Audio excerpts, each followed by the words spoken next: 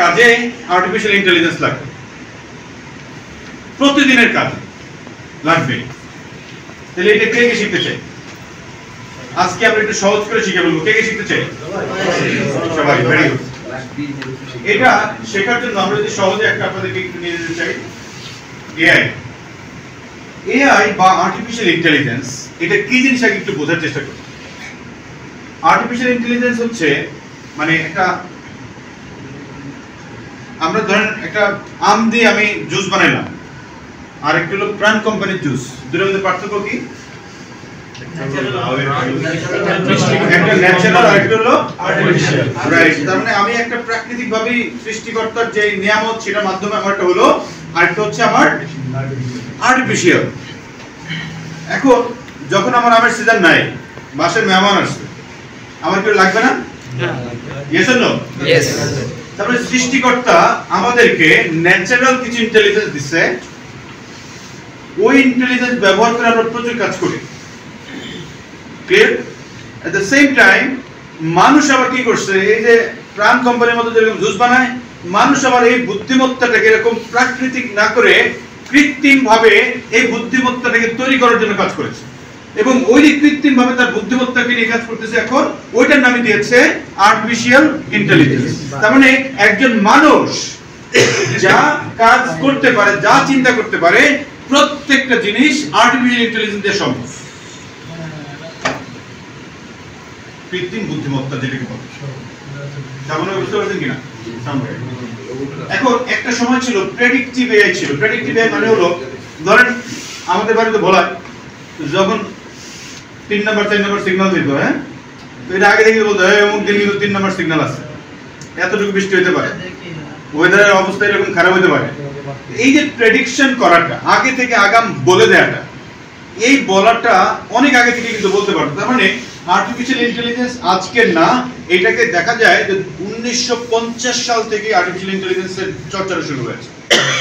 কত সাল থেকে? 1950 থেকে আর্টিফিশিয়াল ইন্টেলিজেন্স জার্নি শুরু। কিন্তু আমরা এই 2022 সালে এসে এটাকে নিয়ে খুবই মারাত্মক পৃথিবীব্যাপী একটা নাড়া পড়ছে। কেন নাড়াটা পড়ছে? নাড়া পড়ছে কারণ একটা সময় ছিল ওটা প্রেডিকশন করতে পারতো, কিন্তু বর্তমানে তৈরি করতে পারতেছে, জেনারেট করতে পারতেছে। রাইট? সেজন্য এখন নিয়ে এত বেশি চর্চা হচ্ছে, এবং আগামী দিনগুলোতে খুবই ভয়ানক দিন আসতেছে আর কি। ধরেন বিলাল ভাই এখানে বসে আছে, তো ওনার ছবি দিয়ে আর্টিফিশিয়াল ইন্টেলিজেন্স একটা ক্লোন বানায়, মানে আরেক বিলাল বানায় বিলাল ভাই সুন্দর করে ভোলা উপজেলা সমিতি নিয়ে একটা দুর্দান্ত বিবৃতি দিবে, যেটা হচ্ছে রাষ্ট্রদ্রোহিতার শামিল, এরকম বিবৃতি দিবে। এখন ভোলা উপজেলা সমিতি যারা আছে, ভোলা জেলা যারা আছে, সবাই তো মনে করবে যে গোলাম রসুল বেলাল হচ্ছে এই বক্তৃতা দিচ্ছে। কোথায় দেখছেন? এই যে এখানে দেখছি, এই যে গোলাম রসুল বেলাল, ওনার কণ্ঠ, ওনার মুভমেন্ট, পুরো বিষয়টাকে ক্লোন করা সম্ভব।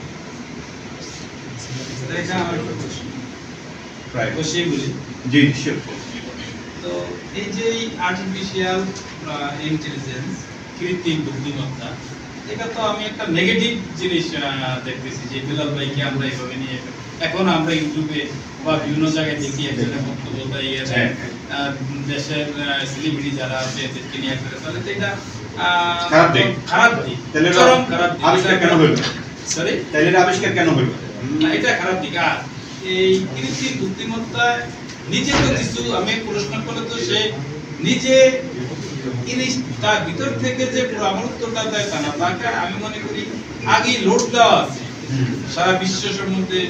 এইটা বলে ওটা তো মানে একটা কম্পিউটার, মানে আমাকে মানুষ আল্লাহ সৃষ্টি করছেন, আমরা এনি টাইম যে কোনো প্রশ্ন, যে কোনো কিছু আমার জ্ঞান অনুযায়ী আমি করতে পারি, কিন্তু ও তো পারে না। ও তো এই প্রশ্ন করলে আবার সাহায্য রাইট। আপনার জ্ঞানের গভীরতা আপনি জানেন কি না? আমার জ্ঞানের গভীরতা আমি এটা জানি। আপনাকে একটা বই লিখেছেন, ওর নাম হচ্ছে প্যারাডক্সিক্যাল সাজিদ। এই বইটার নাম শুনেছেন কি? যারা সৃষ্টিকর্তাকে কম বিশ্বাস করেন আর কি, ওনার বিভিন্ন দিক নির্দেশনাকে কম বিশ্বাস করেন, তারাও বইটা পড়তে পারবেন। প্যারাডক্সিক্যাল সাজিদ। প্যারাডক্সিক্যাল সাজিদের মধ্যে একটা চ্যাপ্টারের একটা অংশে আছে যে সৃষ্টিকর্তা আমাদের যে শরীরটা সৃষ্টি করছে, ধরেন এই যে আমার চামড়াটা, এই যে চামড়া, আপনার চামড়া যেটা টানতেন না, আপনার চামড়াটা থেকে জীবন্ত চামড়া নাকি মৃত চামড়া? রাইট। এই চামড়াটা জীবিত থাকতে হলে এখানে একটা ডিএনএ দিচ্ছে, যেটাকে আমরা বলি ডিঅক্সিরাইবোনিউক্লিক অ্যাসিড, ডিএনএ বলি। প্রত্যেকটা চামড়ার কোষের মধ্যে এরকম কোটি কোটি ডিএনএ আছে। আমাদের বডিতে সৃষ্টিকর্তা কোটি কোটি ডিএনএ দিয়েছে।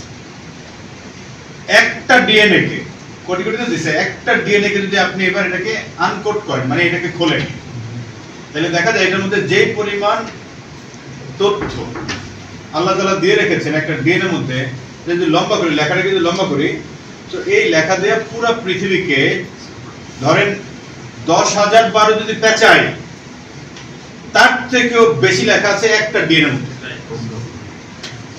এবং বলা হয় যদি ধরেন একটা ডিএনএর মধ্যে যা আছে এরকম 1000 কম্পিউটারকে একসাথে করলে ওইটার মধ্যে যত ডেটা থাকে তার থেকে বেশি আছে একটার মধ্যে। এবং আমাদের নিউরোসায়েন্টিস্ট যারা, তারা এখন গবেষণা করতেছে, আমরা যেমন পেন ড্রাইভ ব্যবহার করতাম আগে, পেন ড্রাইভ বা আপনার মোবাইলে তো একটা জিবির মধ্যে কার্ড ব্যবহার করে, মেমোরি কার্ড, ওরা কাজ করতেছে এখন একটা ডিএনএ এর মধ্যে আপনার 1 টেরাবাইট, 1 টিবি বা 2 টিবি টেরাবাইট স্পেস একটা ডিএনএ মধ্যে যেন করা যায়, এবং মানুষ তথ্য রাখবে তার ডিএনএ, কোন রকম কার্ড বা পেন ড্রাইভ এগুলো ব্যবহার করবে না। এর নিয়ে কাজ চলতেছে।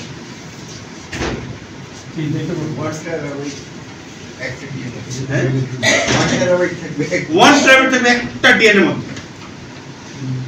তার মানে সৃষ্টিকর্তা আমাদেরকে এত জিনিস দিচ্ছে, আমি কাজে লাগাতে পারতেছি পারছি না, বুদ্ধিমত্তা দিয়েছে। হ্যাঁ, এখন তাইলে কি আমি তাইলে কি এআই এর উপর নির্ভর করব না? এআই, আমি অনেক জিনিস এর মধ্যে আগে থেকে দেওয়া আছে, ওই জিনিসগুলোকে ও যেভাবে প্রসেস করে দিতে পারে সেটা আমি তাৎক্ষণিক করতে পারছি, আমার এটা প্রসেস করতে সময় লাগে, সেজন্য এআই আমি হেল্পটা নিব। বুঝতে পারছি? এবং এআই নেগেটিভ দিক অনেক আছে। এখন ধরেন প্যাথেটিন তৈরি হয়েছে কেন? নেশা করার জন্য নাকি? অবশ করার জন্য। এটা হলো আমার ব্যথার ঔষধ, অবশ করার জন্য না। এটা হলো মানুষ প্রচন্ড রকম কাইটা হয়ে গেলে প্রচন্ড রকম পেইন পাইলে দেন প্যাথেটিন দিবে ব্যথা কমানোর জন্য, কিন্তু প্যাথেটিন মানুষ এমন ধরে নেগেটিভ ভাবে ইউজ হচ্ছে। কারণ আপনি যদি নেগেটিভ ইউজ করেন তো কিছু করার নাই, কিন্তু সায়েন্স এগুলো তো আবিষ্কার হচ্ছে আসলে পজিটিভ ইমপ্যাক্ট এর, রাইট? তো আমরা যে প্রসঙ্গে ছিলাম আর্টিফিশিয়াল ইন্টেলিজেন্স নিয়ে, আমরা একটু সহজে বোঝার চেষ্টা করব কে কে এখন এআই ব্যবহার করি। আমরা লাস্ট ক্লাসে জিনিসটা ক্লিয়ার করেছিলাম, রাইট? এখন আমরা এখানে দেখছি বেশ কয়েকজন আছে যারা ইউজ করছি না। থ্যাংক ইউ স্যার, আপনি তো গত সেশনে ছিলেন, একটু আসবেন আপনার, আমরা অভিব্যক্তি শুনি ফার্স্ট। আপনি এআই গত ক্লাসে যেটুকু শিখেছেন, তারপরে আপনি ডেভেলপমেন্ট বা কোনো কিছু করছেন কিনা এই জিনিসটা যদি একটু বলেন। থ্যাংক ইউ আমাদের সম্মানিত ট্রেনারকে। আমি মনে করি এআই ট্রেনিং পাওয়ার পরে আমরা অনেকটাই মোর মানে প্রোঅ্যাক্টিভ হওয়ার সুযোগ আমরা পেয়েছি, বিশেষ করে যে বিষয়টা উনি দৃষ্টি আকর্ষণ করছেন যে আমরা আমাদের আনইউটিলাইজ পাওয়ারকে ইউটিলাইজ করতে পারতেছি না, সে সময় নেই, সে চিন্তা শক্তিও নেই। বাট যে কোনো বিষয় যদি আমরা অনেক বৃহৎ বিষয় এআই সহায়তা নিতে চাই, মানে 2-3 সেকেন্ডের ভিতরে আমরা এই হেল্পটা আসলে পাই। গত ক্লাস করার পর থেকে আমার মনে হচ্ছে যে অ্যাবাউট 100 সাবজেক্টের উপরে আমি এআই এর হেল্প নেওয়ার চেষ্টা করেছি এবং তাৎক্ষণিকভাবে আমরা এটার সহযোগিতা পেয়েছি। আমি আমার ফ্রেন্ডকেও শেয়ার করেছি, যে কোনো বিষয় আপনি এআই সার্চ করেন, মুহূর্তের মধ্যে সে আপনাকে ডিটেলস ফ্যাক্ট ফিগার দিয়ে দিবে, এবং আরও জানতে চাইলে সে অপশন দিয়ে থাকে আপনি আরও কিছু জানতে চান কিনা। আমার মনে হচ্ছে যে এটা ব্যবহার করা উচিত, প্রত্যেকের কাজকর্মে সহযোগিতা হবে ইনশাআল্লাহ। থ্যাংক ইউ ভাইয়া, থ্যাংক ইউ সো মাচ। আপনার ব্যাংকের কাজে কোনো হেল্প হয়েছে কিনা এটাতে? হ্যাঁ, ব্যাংকের কাজ। Very good. আপনি প্রতিদিন ইমেইল লিখতে এটা হেল্প দিচ্ছেন কিনা? Very good, thank you.